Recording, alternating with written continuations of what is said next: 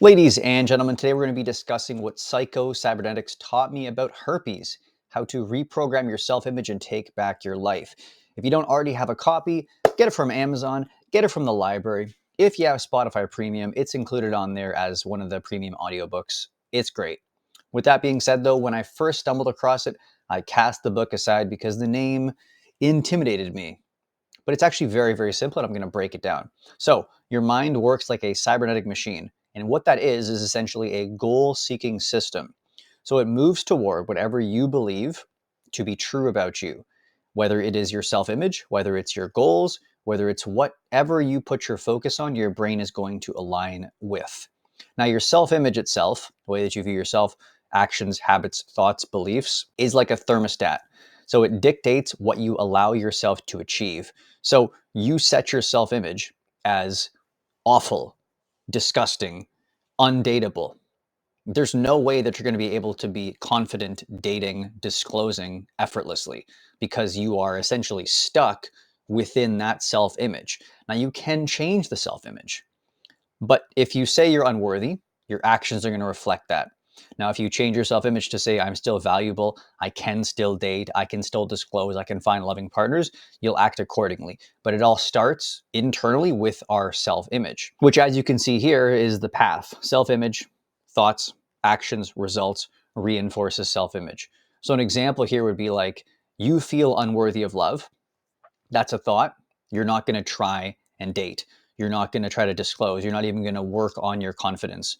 The results you're going to get from there is I'm unworthy of dating, which then reinforces that. So it's a huge vicious circle. It's very hard to get out of until you realize you can change it. So an actionable exercise here is write down your self-image beliefs. Are they empowering or are they limiting? So really, like, get a journal and say, I'm undateable. Everyone's going to reject me. I have nothing to offer. And you might look at that and be like, whoa, I hate myself. And then actually reframe those into something that's going to be empowering for you. Now, the self-image crisis is why we always struggle.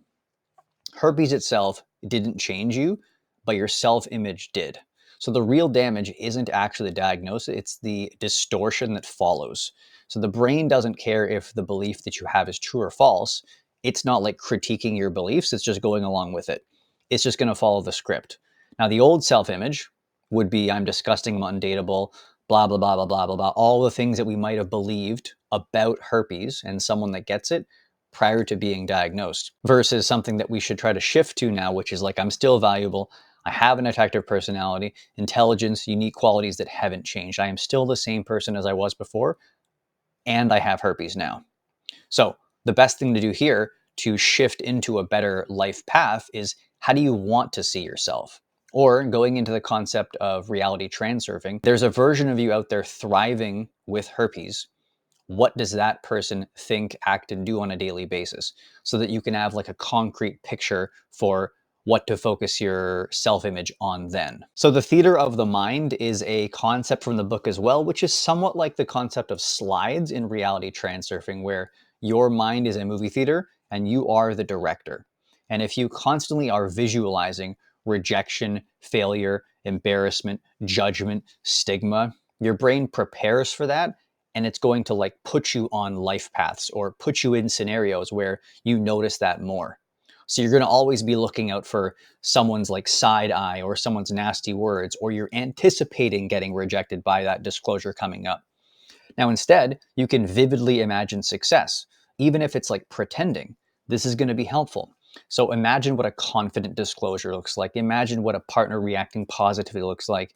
Imagine the version of yourself that's dating like herpes is a non-issue. The more you do this, the more you're going to align with that version of you and become that version eventually.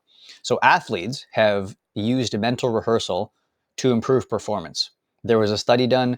They were shooting basketballs. One group of people who were athletes did no actual practicing. They just visualized it. The other team did just shooting with no visualizing, and they both did the same. So an exercise here is going to be closing your eyes, visualize a confident, positive disclosure scenario for 2 minutes. If this is the first time you're doing this, it's going to seem foreign. It's going to be like, wait, a disclosure can go well?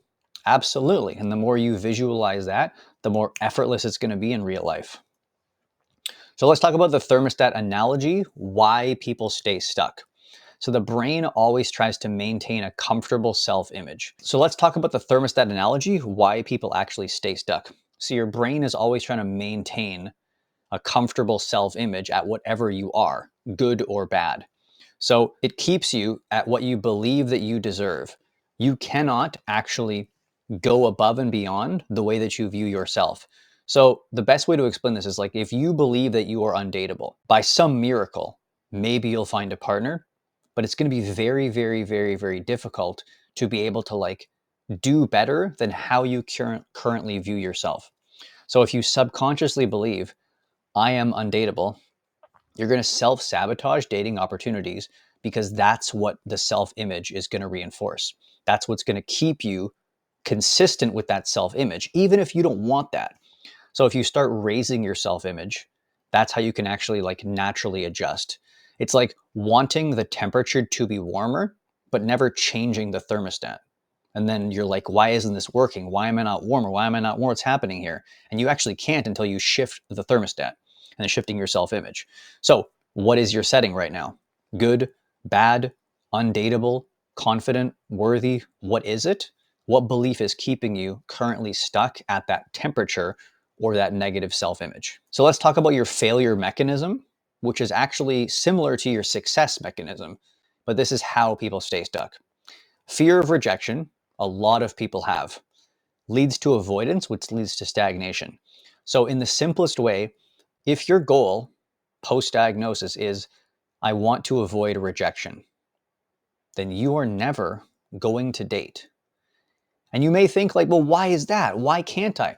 It's because your brain is going to find the easiest possible way to achieve the goal of avoiding rejection. So the easiest way for your brain to make you achieve the goal of avoiding rejection isn't to magically give you all the tools to perfect your disclosure and give you confidence and to like make it so that everyone accepts you. No, the easiest way your brain's going to say is don't date. You can't date. You're unlovable, which then means you've achieved your goal of avoiding rejection, but you've rejected yourself the entire time. So this is why it is very difficult to get out of this spiral, because you are having absolute success with your goal, but your goal isn't date confidently, find a loving partner. Your goal that your brain is going along with is we need to avoid rejection, so we're not going to date. Confidence itself doesn't come first, which is tough for a lot of people to understand because the actual act of moving forward builds confidence. You know, it's like the first time you do something, you're not confident. But if you never take the leap, you never take action, you'll never build confidence. So an actionable exercise here is take one small social action today. Maybe it's make eye contact. Maybe it's smile at someone. Maybe it's start a casual conversation. Maybe it's plan a date for the future. That's all you have to do. Confidence will build from there. Let's talk about how to reprogram your self-image though, so you can actually take control of this. So your identity is reprogrammable like a computer. Whenever you have negative self-talk, reframe it. You know, oh, I feel like no one's gonna love me. I feel like I'm never gonna find a partner.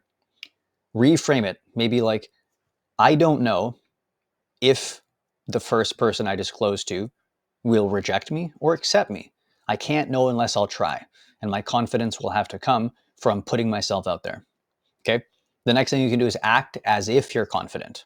So like we said before with the whole slides thing, or, you know, visualizing the version of yourself that's confident, if you do that enough times, as uncomfortable and awkward as it is at the beginning, your brain will catch up.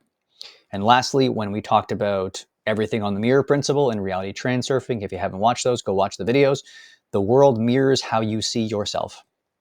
If you are undateable, unlovable, dirty, that's all you're going to get from other people. They're going to reinforce those beliefs. And if you're confident, if you're accepting, if you're worthy of love, your energy is going to be reflected back at you. And even if you find people who don't align with you, you're not going to be discouraged. You're going to move right through them to the next person. So an actionable exercise here is write down 3 empowering self-beliefs that you should have now about yourself and repeat them daily. It's going to take practice, but in turn, you can reprogram your self-image for success. So some key takeaways here from the book is that herpes doesn't change you, your beliefs do. Your brain believes what you tell it, so tell it something better. If your goal is avoid rejection, if your self-image is dirty, broken, disgusting, undateable, you're never going to be able to have success until you change the self-image. Confidence itself isn't a feeling, it's an action. So you can't be like paralyzed and expect to one day be confident. You have to force yourself to take small actions to then build your confidence in whatever it is that you're doing. So rewrite your self-image and your reality will follow. So one actionable exercise here is commit to one mindset shift today. Now, there's a lot more in the book that I didn't really get to go into detail about, but it all sort of goes hand in hand with reality transurfing, or just generally when I explain these concepts. It seems so simple in theory, but then actually putting into practice is difficult. Now, if you are still struggling with your diagnosis and want some help shifting that self-image, making disclosure effortless, changing the way you feel about yourself and getting rid of all the shame, I have a one-to-one coaching program and a group coaching program. Check the description box and I'll see you guys in the next video.